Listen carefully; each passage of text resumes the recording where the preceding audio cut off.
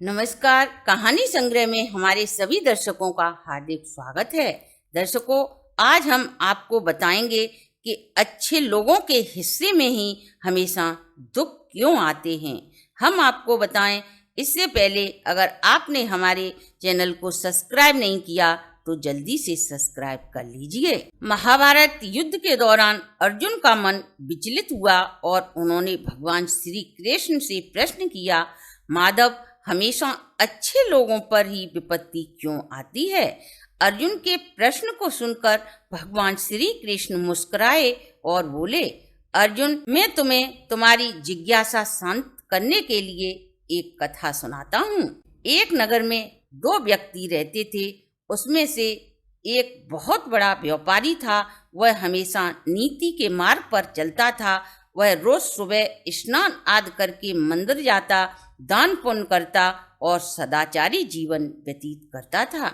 इसके विपरीत दूसरा व्यक्ति जो उसी नगर में रहता था, दुष्ट, पापी, अधर्मी, शास्त्रों के विपरीत आचरण करने वाला। वह रोज मंदिर जाता, पर जो भी भक्त उस मंदिर में पूजा करने आते उसके जूते चप्पल चुरा लाता था। एक दिन बहुत तेज बारिश हुई और कोई भी भक्त भगवान के दर्शन करने मंदिर में नहीं पहुंच सका। सभी बारिश बंद होने का इंतजार कर रहे थे, लेकिन वह व्यक्ति मंदिर में पहुंचा और जो भी मंदिर में पैसे थे वह चुराकर वापस आ गया। जब वह वापस बारिश बंद हुई और वह धर्मात्मा व्यापारी मंदिर में भगवान के दर्शन के लिए पहुंचा तो उसी पर चोरी का इल्जाम लगा दिया गया। जब यह बात लोगों को पता चली तो सभी व्यापारी को भला बुरा कहने लगे। देखने में तो धर्मात्मा लगता है, लेकिन यह तो चोर निकला। वह व्यापारी बहुत दुखी हुआ और लोगों से जैसे तैसे बच निकला। आगे वह सड़क पर आया तो एक गाड़ी ने उसमें टक्कर मार दी। वह बुरी तरह घायल हो गया। इसके विपरीत जो दूसरा दुष्ट प्रकृति का व्यक्ति था, उसके साथ अच्छा ही अच्छा होता जा रहा था। उसने उसी दिन नोटों से भरी एक पोटली मिली। वह दुष्ट उस पोटली में बंधे पैसों को देखकर बोला, आज तो भगवान मुझ पर अत्यधिक प्रसन्न हैं। आज ही मैंने मंदिर से पैसे चुराए और आज ही भगवान ने मुझे रुपए से भरी यह पोटली दे दी। जब वह दुष्ट प्रकृति का व्यक्ति उस सदाचारी व्यापारी से मिला तो उसने अपनी सारी घटना सदाचारी व्यक्ति को सुनाई।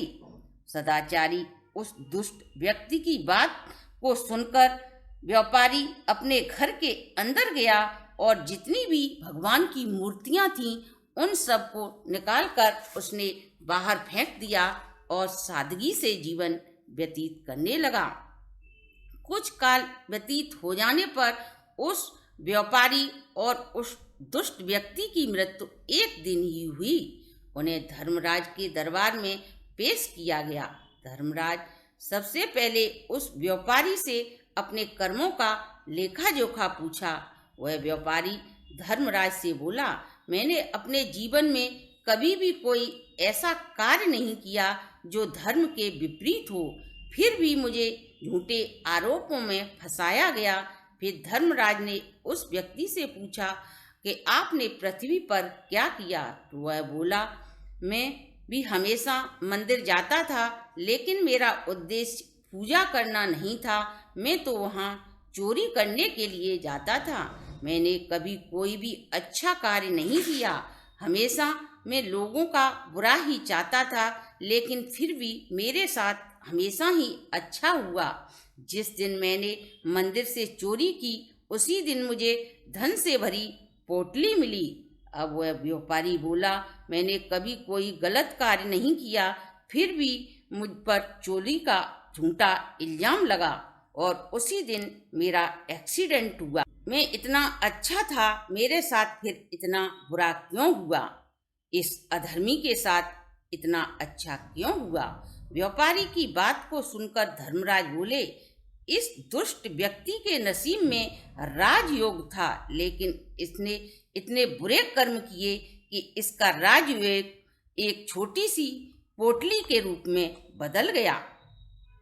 फिर उस व्यापारी से बोले, जिस दिन तुम्हारा एक्सीडेंट हुआ था वह तुम्हारी जिंदगी का सबसे बुरा दिन था और एक मामूली सी चोट ने ही तुम्हें बचा लिया। अच्छे कर्मों के कारण आपको वैकुंठ धाम की प्राप्ति हुई और इस दुष्ट व्यक्ति को अपने भाग्य में राज योग का गलत कर्मों के कारण इसे पुनः मृत लोक में भेजा जा रहा है अपने कर्मों का फल भोगने के लिए। दर्शकों, हमेशा अच्छे कर्म का फल शुभ ही होता है। तो ये थी हमारी आज की वीडियो। अगर आपको अच्छी लगी हो तो आप हमारे चैनल को लाइक, सब्सक्राइब और शेयर करें।